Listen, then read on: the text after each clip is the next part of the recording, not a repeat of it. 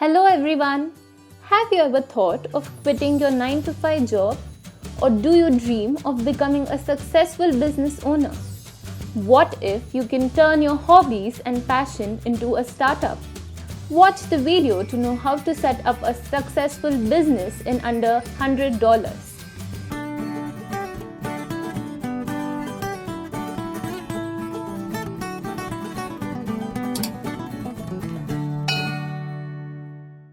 One fine day, Mike went to his office and was called into his boss's office.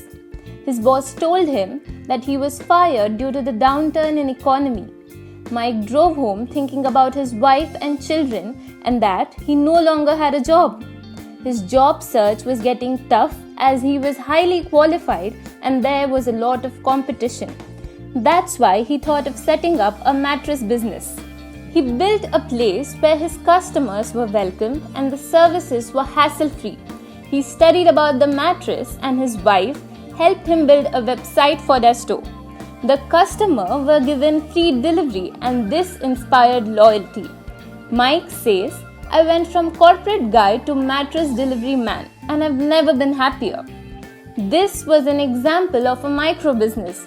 To start a successful profit-bearing micro business, keep these three things in mind. First, convergence. It is the intersection between what you love or what you're good at and what other people are also interested in. Not everything you are passionate about is interesting to the whole world. Consider your passion as teaching, and people are interested in learning music. You can teach music to people. Second, skill transformation. It simply means that if you're good at one thing, you probably are good at related other things too. If teaching is your passion, then you're probably good at related skills such as communication, planning, crowd control, etc. Third, the magic formula. Always remember the magic formula. Passion or skill plus usefulness is equal to success.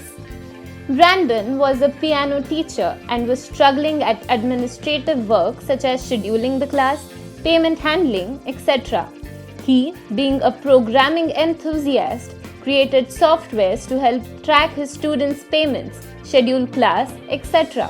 Other teachers also started showing interest in his software and he was able to make few extra bucks through it. In your business, you need three things: a product or service, people willing to pay for it, and a way to get paid, which is your business model. Where do ideas come from?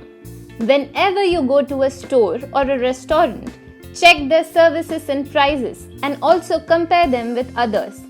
When you see any ad, ask yourself, what is the most important message the company is trying to communicate? As you begin to think like an entrepreneur, you notice that business ideas can come from anywhere. Make sure that your idea creates real value by giving people what they want. If you make your business about helping others, you'll always have plenty of work. Marketing. Your business should start off with a good launch, like a Hollywood movie. People first hear about it, they get excited about the debut, and then they are anxious for the opening. You should ask the important question: why should people care about your offer now? After the launch, you should start with promotion. John was an unemployed architect, was struggling because of job scarcity. He set up a shop and put up a sign which read 5-cent architecture advice.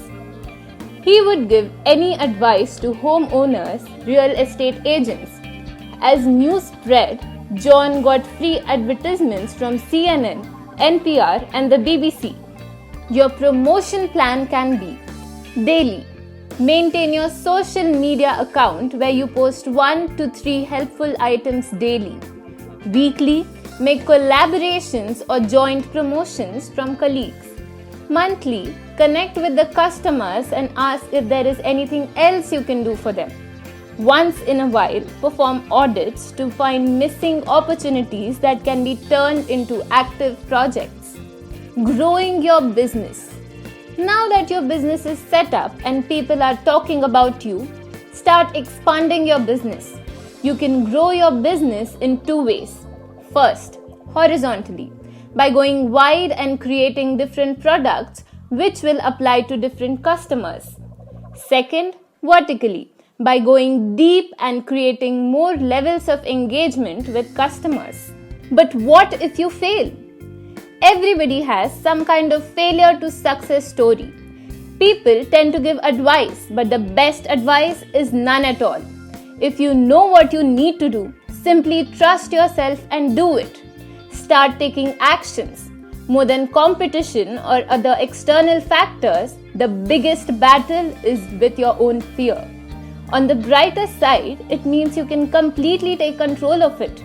The most important lesson is don't waste your life living someone else's dream. This is a summary based on the book $100 Startup.